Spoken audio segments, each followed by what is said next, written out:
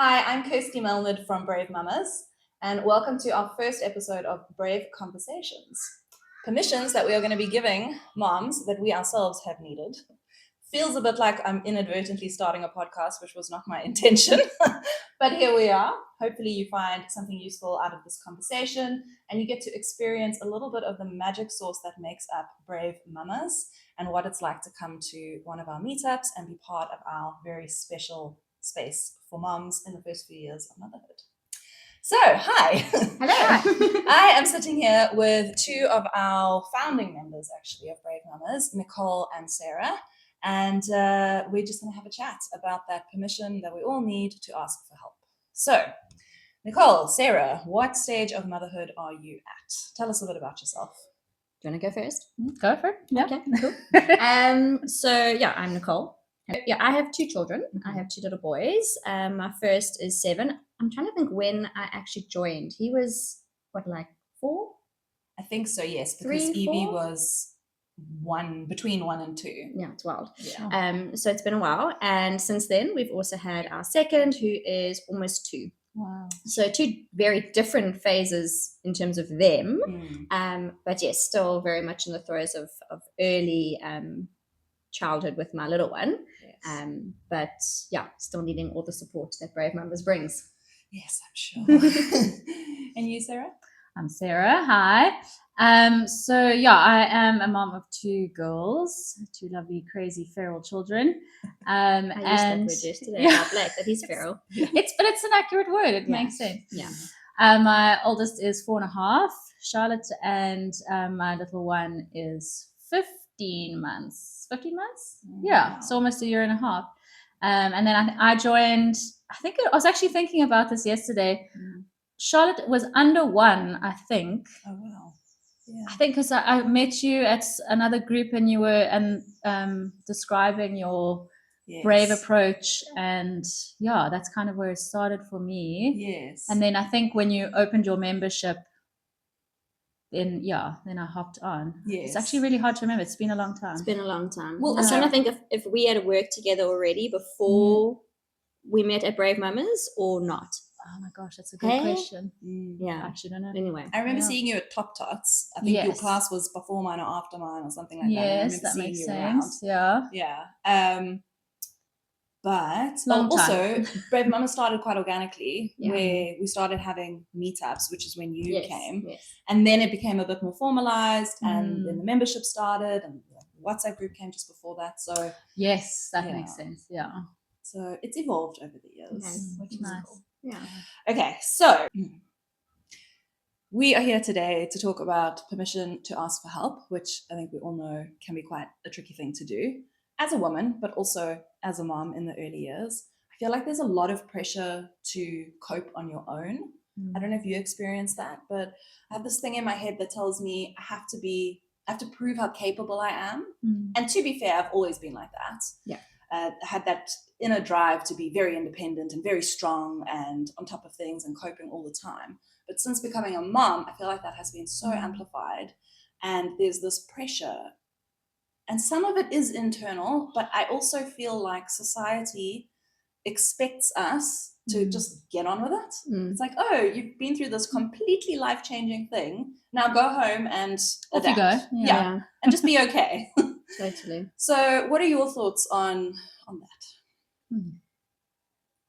I think I agree that there is this innate kind of ingrained pressure. And I don't know, I was thinking about it, society-wise and culturally, there's definitely this idea that the woman has gone from, running the household and, only a generation before us actually was very much into the gender roles, and so we're quite fresh into the shaking of all of that. So there's still this sense of we handle this part, and then we're also trying to handle running a career, and so I feel like there's just been these layers added on, especially into our generation. Totally. And we're just supposed to not show that it's really hard. And somehow you know, that makes you a super mom and you've got it all together, and like that's a badge almost that we've all got to be wearing. Yeah. And it's, I don't know, it's so far from the truth. Like the more I meet other moms and the more we actually talk plainly rather than, you know, the Instagram filter, Yes. you realize, that's, we're all in the same boat. So why are we all pretending that this is easy? Yes. I don't know. That's definitely been what's been coming up for me, and the cultures around the world that embrace that whole idea of it. It shouldn't be a one-man band, and it's all about the village and the village literally raising children. It just makes so much more sense. So I don't know why we are stuck in this pressure, but it definitely seems like it's not just one or two people, like it's all of us. Totally. Yes. I don't know. Yeah, if and that I makes think sense. no, it totally Yes. makes sense. Yes. And I mean, just make my brain start Right. firing a million miles an hour in terms of where that pressure is coming from. And like you were saying, is I do think it comes from so many different spaces. I think that there's this general societal thing of how we used to do stuff, and so it's hard to, we're trying to change that and get everybody else partners and everybody on board and supporting and having help from the village, which most of us don't have. And in terms of like where I'm coming from, obviously I have no additional support outside of my partner or my cleaning lady who comes twice a week, who helped me with my youngest. Besides that, so it's paid support or to me and my partner.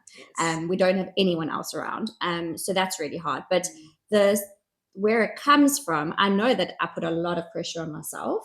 And there's various layers as to why that is. One of which I think is, like you were saying, I mean, my whole identity prior to being a mom was I was the organized one. I was the one that got stuff done. I was claim boss at work. Like, even though I wasn't the boss, they called me claim boss because I was the one that just got things organized. And then you become a mom and nothing is organized. And I think you also try and just hold on to something to make you feel like you're still okay, you're still you, because everything's changed. And then, of course, there's society, like I was saying. But even then, I feel like as much as moms get it, we're all, like you were saying, still trying to like pretend we've got it. And there's, with some moms I've found, not in Brave Moms, and I think that is what is so different and special about the space. We are open, we are real, we are sharing the actual what's going on, not this kind of curated competitiveness of, well, you know what, I've still got to go and do that, and my kids still got to go there, and then I've still got to go and do that, and there's this like one-upping, which can be so draining, and then you feel you've got to keep up with that, because if so-and-so can do a full-time job and get to run and read and do what all these things, surely I should be able to also do that without asking for help. And there's that swear word that you used. Should. Yeah. Yes. Anyone who knows me knows that's a swear word. 100%. Exactly. So I think should, it's according to who? very Who says? yeah, Who says exactly. we have to do all these things? No, absolutely. So it's hard to ask because you don't want to feel like you're failing. Yeah. Because it does then feel potentially, and it shouldn't, and of course it's not, but we do feel when we're comparing to others who seem to have it together, and they're not sharing the reality of life, and our partners maybe don't quite understand what the help is that is needed, and feels like it's too much to ask because it's just exhausting to ask for help, because you might as well just do it. Well, that's than true. to I mean, ask. it's like an added chore. Yeah. Like now, if someone says, "How can I help?" you've got to think about, Yes. okay, what do I need? Firstly, what's on the list? Okay, what does it look like if someone helps me?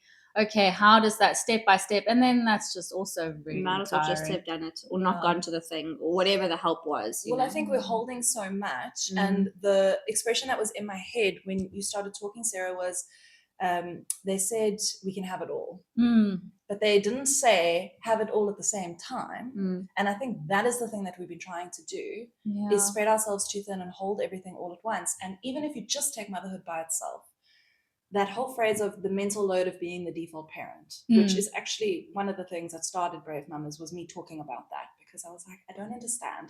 It's not just as simple as, hey, we need nappies. It's, what size nappy are we on? How do brand? Which brand? Where do I buy? What's on special? Like, okay, they're running out. I need to remember to get that. So it's all the mental gymnastics around all these physical tasks, which we are primarily in charge of as well. Yeah. So we are often doing the bulk of all of it, and that's just motherhood. just so happens the three of us all run our own businesses as well. Mhm. And we're one-woman shows. So we're doing that, in work We're as well. wild. How do we do that actually? Why? It's Is this madness. really coffee inside here? Yeah. It's madness. We're trying to do too much at once, I think, because we want to have it all, which is a bit of a myth. But like I said, we are holding so much all at the same time, and it's just not sustainable, and it's just not realistic. And this is where I think we need to have slightly higher expectations of other people in our lives, whether that's partners or family, which is hard if they're not close by. I appreciate that. I'm very lucky. My family is literally one road over. So that's very lucky. But yeah, whatever the support system could look like, even if it is pet sport, it's having slightly higher expectations and being able to hand over. That's where I was going. Being able to hand over some of that mental load and some of those parenting tasks. And it's a lot of effort up front, because you've got to think, okay, I'm just naturally doing 100 things, precipitating this one task, and now I've got to download that from my brain and share it and get the other person to start thinking about it. But I think we have to do that, otherwise where do we end up? Burnt out, resentful. Oh, totally. Yeah, I think also for me, when you mentioned about that, the handing over part, for me, if I think of handing over childcare, because that was one area I knew I needed help, second time around more specifically. But there was the sense of guilt that came up for me but I've chosen to be primarily a stay-at-home mom who also has a side hustle that's trying to be a full-time business, full-time job. I feel that Love sums that. it up perfectly. Literally. And so if I'm asking for help with my child, I'm a fake. I'm not actually like this full-time mom that I say I am. And I should be able to just cope. Again, there's the word should. So with my first, I didn't really need to. We eventually did get some help very minimally. Probably could have handed over sooner. I didn't. With my second, it was more essential. So I really had to. But I still struggled. And I would hand over the bare minimum amount of my time with my child to my lovely lady, who was so desperate to play with him and be with him, and he loves her, and it was wonderful, and it did work out very, very well. But I would get so much ready for them, and I was doing a million extra tasks to be able to hand over. Whereas I realized I don't need to. She's capable, and also there's certain things I just don't expect her to get done with him, because it's no way she's going to clean while she's looking after him. I expect myself to do that, apparently, but yeah. But it was also very emotional for me to hand over, to let go, to say, okay, someone else is going to step in and have him for that time. But I realized after, it was almost like a bit of practice, that I could, and it was fine, and we would have our time together, and I would get some stuff done that I could actually then be present and with him. So I saw the value in the help eventually. Makes sense. But it was flipping hard for me to let go of that, because I had this idea of stay-at-home mom. I can't that dream can't materialize. I cannot be a full-time stay-at-home mom. We need two incomes. And to letting go of that dream, but also, just letting go is not, I'm a control freak. So all of these different things play into me handing over at any point. And when it comes to my kids, like, I'm super, super protective of course that. So many layers to all of that. I was thinking when you were saying about the idea that it's failure to not be able to do all of these things, and how ingrained it is as people. I think a lot of the moms that do experience lots of issues with asking for help are like recovering perfectionists, or I say recovering because that's me trying to be the idea that you were saying, being a control freak, and people who are used to having it all together, and it feels very vulnerable when suddenly you don't have it all together, and especially when you are someone who associates being productive and being achieving, yes, exactly, as a measure of who you are and your self-worth. And so suddenly you're not being able to tick these things and to feel on top of it and feel it starts to feel like a big sense of failure. And then asking for help just perpetuates that whole feeling. But I love what you said about handing over and practicing, because that for me was definitely something I tried to work on, literally. The second time round was practicing when someone said, "Can I help?" to practice saying Yes. and it was so hard, but I feel like the second time I definitely got better at it Yeah. because of that Relate. practice. So it doesn't have to Yes. be this like switch that suddenly you're this, we can just accept all the help. Like it really actually does take conscious effort and work to practice, and it can be as small as someone saying, I'd like to bring you a meal, and you're going, okay, Yeah, thank you. thank you. Absolutely, Yeah, thank yes. you. And without having to explain. Oh, that would be so great, because today isn't a Exactly. just thank you. They're not judging, they're offering help. Yeah, and absolutely. in our like situation with Brave Mamas, I mean, I find that such a beautiful space, because you can say something and the messages come in completely and not expected, but people will say, okay, can I help, I'm just going to send you a check of 60, or I'd love to bring you dinner. And so it's such a safe space to practice, because you don't feel like you're being quietly judged, or I feel like I have to offer her meal because she, it's completely unscripted. And it's a good safe space to practice. And I think that's what was better the second time around for me, is because I'd already learned that. I already had that support from you guys, and so I could use it and practice using it. Yes. It made a big difference. Yes. I wish it had been the case the first time around. Like, definitely, but obviously it didn't exist then, so it's quite exciting that it does now. Exactly. Yeah. So I agree that it is a practice, and that the more we do it, the easier it gets. Because at first it's like, don't judge me, I promise I'm capable, I can do it, I can be in charge of everything. Can't, but kidding myself that I can. So it is a practice, and we do have to start giving ourselves that permission, just in tiny little bits. Just like you said, would you like some dinner tonight? Thank you. That's it. No explanations necessary. So what has helped you become able to do that, to put that into practice? Sure. I mean, I think second time around, I think I was forced a little bit more into actually being open to it. Because I have another child that still already needed me, and I needed to make sure that I could, have some time with them and look back at what is my priority.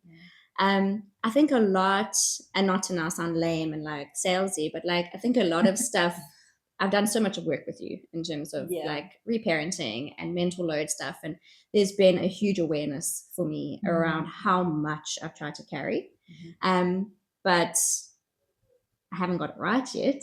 And I think that's the whole thing, is we're not aiming for perfection and we're not going to get it right, and it is that practice. But having that awareness on, I am someone that is a people pleaser, so I want everyone to be happy around me. I want to be perfect. So knowing those terms that you kind of have brought for me, it's like, okay, cool, and I don't have to. There's positives to that, and I can use those positives. But also when I lean so far into the being perfect and the pleasing everybody else, who suffers? How is the house as a result of it? Not good. And so it's just made me so much more aware of, okay, cool, when I lean into a bit of support, when I ask for help or accept help, because asking is still hard. Though I feel like I've also just got good at acknowledging certain things, and this is a really random one, guys, but I don't ask to shower anymore. Okay. I say it's random, but that's a daily thing. I do it every day. I used to with Riley. I would always say, can I just go shower now? And I think my husband probably thought I was nuts anyway, because he would always be like, oh yeah. I mean, obviously. Yeah. And then, but it's not obviously, because you need to make sure the other person is actually watching the child. Yes, exactly. And I'm so proud of that change, that I now literally announce, I'm now going to shower. Yes. It's a declaration. and then my husband on Notorious always like, everybody, mom is now going to shower, like it's this big joke. But it feels so empowering. And then I will, and I go and I have that shower on my own, and I like just stand there. And it's so nice to know that he's actually got that, because he knows that it's happening. So I haven't snuck away and tried to quickly get my shower in. And you could do an everything shower. And do an everything shower and just feel so good about it. And I think, I think I don't know why I'm saying this now, but maybe it was answering your question. I can't remember what the question was, but something that I used to, I think I assume a lot about what my partner wants or needs or expects of me. And even very recently I said something like, I don't like him coming home to a mess. Okay, I don't like him coming home to a messy house, the kids in the chaos. Like for some reason, it's probably a growing up thing of how I was raised. But the other day he came home to absolute chaos. I didn't even know what the time was, so I didn't have a chance to think about it. And he walked in and I was just like, hi. This is us, you know. This is what life looks like when you're not here. He didn't turn around and leave, you know. He was like, okay. And then he sat down and he helped me tidy up. And like, he doesn't expect me for him to like come home with a pie in my hand. Exactly. You gotta laugh. Not a 1950s housewife. No, absolutely not. Slippers. And he said to me before, I was like, I don't expect whatever it was that'll be sorted or whatever, but I have that expectation on myself. And so it's a lot about me shifting that. I'm a very nurturing person. I love to take care of. I love to make the house look nice and do things. So that I don't want to lose. No, but I can also just loosen that sort of have a bit of flexibility on that expectation and loosen the shoulds. Well, there's also something there about intention. Am I doing this to please him, or am I doing this because I care what the house looks like, and it helps me be less frazzled? Yes, that's so good. And there's a definite nuance there. Yeah, 100%. Yeah, that makes sense. What was the question? The question was, what has allowed you to start asking for help or accepting help? I answered it because I said it was Brave Mamas. So, yeah. Well, I'm gonna copy you because it's the same answer. So from my side, I definitely agree with a lot of what you've been saying, Nicole. It's that space, that awareness, that the learning that comes with sharing with other moms. When we sit in a circle and someone says, someone's not afraid of saying, oh, I just had such a hard day yesterday. And then the responses are, supportive and, that makes sense. And I think there's a lot in that as well. Of course it was a hard day. You were juggling 1,000 things and you're exhausted. Your child hasn't been sleeping and, you haven't had a chance to eat. And of course that was hard, so it kind of creates that sense of safety so that you can start to voice these things. And then once you start talking, my favorite is when someone says, oh yeah, I remember that, because then there's that idea that you do get to the other side of it, which is always nice to know. It's normal. Hallelujah. But then you learn from it. So, when that was happening with us, I really found that this was useful. And then you learn from each other, and a lot of what you teach us in those sessions just from talking to you, and it's part of who you are, which is so fun and so useful. That awareness and that pause and putting names to and terms to those experiences, so then we can pause and have awareness and go, okay, let's make a different choice. And so that really allowed me to start asking for help, because I could see other moms in the same position and then see the effects of the help. I mean, some of the moms have really got to a point where they could and started, and it changed so much that it almost gives you that kind of, look on the other side of, oh wow, she's taking on extra, like whatever, and wow, look how much, whatever it is. I mean, using you as an example, like, oh, I'm not sleeping, and hey, here's an amazing person who can help with the sleep. Oh, look what it looks like on the other side when I've had some sleep, So it's just asking, it's realizing that you don't need to have it all together, that permission, learning about what, those issues could be, or where things could be, I don't know, where you could be stuck, and then learning how to, ask for help, ask for a change, express whatever's not making you feel good. Exactly. And with that, and that expression, because even other things we've spoken about is like even how to communicate when you need help. You know what I mean? Where it doesn't bring up this defensiveness. Because that can be a whole nother layer, which we could talk about for a while. But literally knowing, it's okay to have needs, it's okay to express them, but then how do we bring that up without it being just like a snappy, snarky comment or whatever, because that's not helpful. At 6 p.m. when everyone's losing their marbles. So little ways to actually just be able to voice things that actually isn't productive. Which is, I'm now obviously for the most part referring to me and my partner. But even then, for me and my cleaning lady, like being able to practice, how do I ask for something, having those little conversations and almost those practice rounds together in our little groups and stuff like that is helpful. Yes, it's quite nice for troubleshooting, where you can say, "There's this situation, and Yeah, what do I like do?" a bit of role play around And, it. Hey? Yeah, and and also all just those hear what other people have done and how that's worked Yes. out for them. those perspectives of other people in different situations. Yeah. And I mean, we've got an amazing group of professionals I as was well. going to say, there's a lot of really impressive women in Brave Mothers, like you two, you know, and others, like who have amazing training and qualifications and skill sets and knowledge and experience, and it's a really rich group. Yeah. So you've both mentioned Brave Mamas. So I'm going to take this opportunity to talk about some of the thought that I put into creating Brave Mamas and the way that things are run. There are a lot of groups out there, and each of them have their own unique positive things that they bring to the table. And so when I created Brave Mamas, I really, really wanted to draw on the knowledge that I have from transactional analysis, which you've actually referenced when you talked about the be perfect and the please people and all of that. And when you're talking about the awareness and the pause and the choose again, that's literally, I mean, if I could do myself out of a job and say to people, this is how you change your life, it's those 3 steps, and they would believe me and put that into practice, they really wouldn't need me. It's awareness, pause, and choose again. That's it.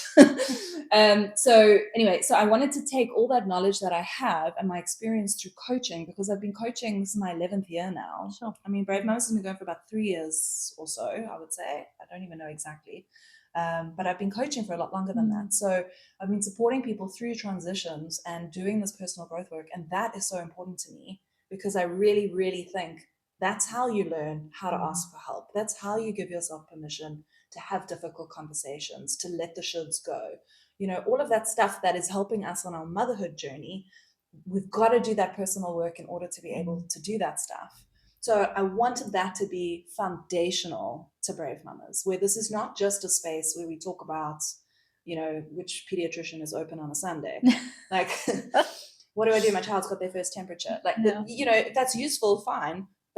And it does come up, but yes. And it does come up, yeah. There is practical sport. That's why we have the guest experts, because I want, you know, there to be real credible knowledge that's shared as well, because there's so much misinformation out there. But underneath all of that, I want it to be about the personal growth. And so every decision that I've made around the structure and the services and the ways that we are together is underpinned by that. And I think that that's the magic source of Brave Mamas, is that you feel that.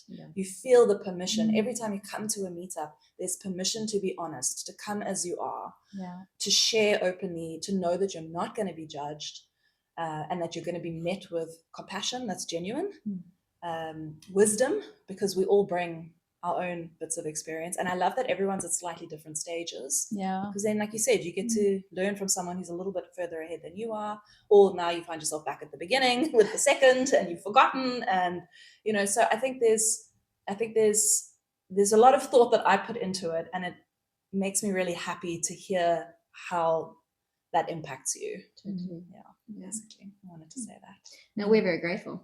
Very 100%. grateful. Yeah. Not to mention just the friendships and the sisterhood. Exactly. You know, like I saw something the other day, and it said, you know, you come for mom support, but you actually stay for the sisterhood, for the friendships. And I feel like that's really blossomed between myself and the members, but, you know, also between each other. And also because we have so many amazing professionals, knowing that we also support each other.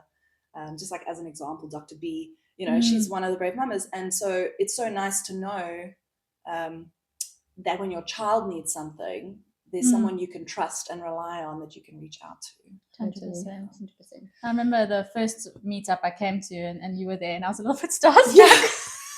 Follow her on Instagram. I was like, oh my gosh, it's Nicole. Okay. I felt like that when you came to the first one that you came to. I was like, Nicole's coming to my meetup. Follow her on Instagram. Like, it's so funny, but it's true. And then, like, it becomes, you know, we're like all. You make me feel so cool.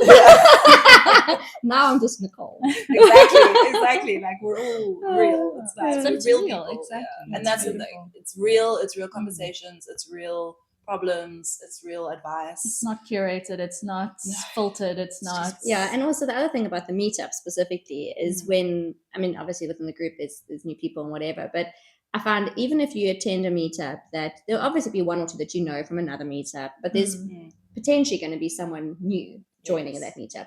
It doesn't make it awkward. No. Somehow you all sit down, you start chatting, and you guys, like, you're friends. Yeah. It's a very special energy. Yeah. Which Yeah, and I find it's also cool because often the new people end up, I mean, you can tell that that's how they feel because they share very vulnerably often on the first session. Yes, there's usually tears on the first session. Tears. And it's beautiful because it's that you can feel already just stepping into it that it's a safe space. It's like and that's so special. Yeah. Yes. Yeah. It's such a special thing. And that's really healing, I think, from both sides. I always say this because when you share openly and you're witnessed, that's very cathartic. To be met with the support and the non-judgment, because there's so much judgment everywhere else. Yeah. And so I think to be witnessed by people who are not judging you in a safe space is very healing for you as the person sharing. It's also very healing as the person witnessing, because you get to see someone being brave to be honest, and you resonate with a lot of the stuff that they share, because we do go through some of the things. And that's deeply healing too. So for me, group stuff is just where it's at. There's so much magic there. Totally. It's beautiful. And even just me as the person who's holding the space, I get so much out of it too. I'm like, how am I being paid for this? It doesn't make sense. I'm getting so much out of this, and get that support too. Okay, so asking for help. What permission would you give a mom who's maybe watching this? Hopefully someone's watching this. What permission would you give a mom who is sitting there struggling to cope on her own and who needs to hear something that allows her to start doing that a bit differently? I think for me, what worked is to just say yes. Just once. Just give yourself a chance. Just once. If someone reaches out and you can think of a million reasons why, you can say no, just pause and choose differently. Say yes once and just see what it feels like. Test the waters. And I think if you get invited to a Brave Mamas, say yes. Say yes. Just come, just jump, just do it, because so much meets you on the other side. So that would be the permission that I think would be helpful. Yeah, I think, and in terms of help and needing support and needing that village, I think for me, obviously not having that village, I think being aware that you can't do it on your own. Once you've got that awareness, being open to creating that village.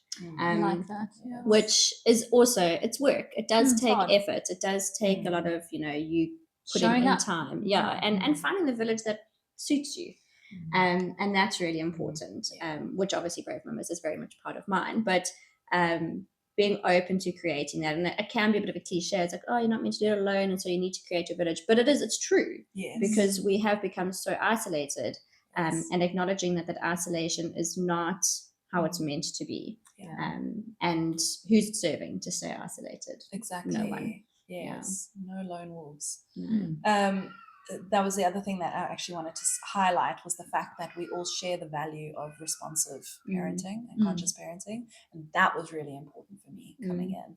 And that was actually something I wanted to say earlier when we were talking about how much we are holding and feeling like you needed to do everything perfectly. I think there's a lot of pressure on us as moms who value conscious parenting and responsive parenting. It's harder because you have to put so much effort into your parenting. And we've got this idea of like, I can't screw up my child. I've got to honor their attachment relationship at all times. And it's like, all yes, times, but not perfectly. It's a lot of pressure. We're also teaching them how to human.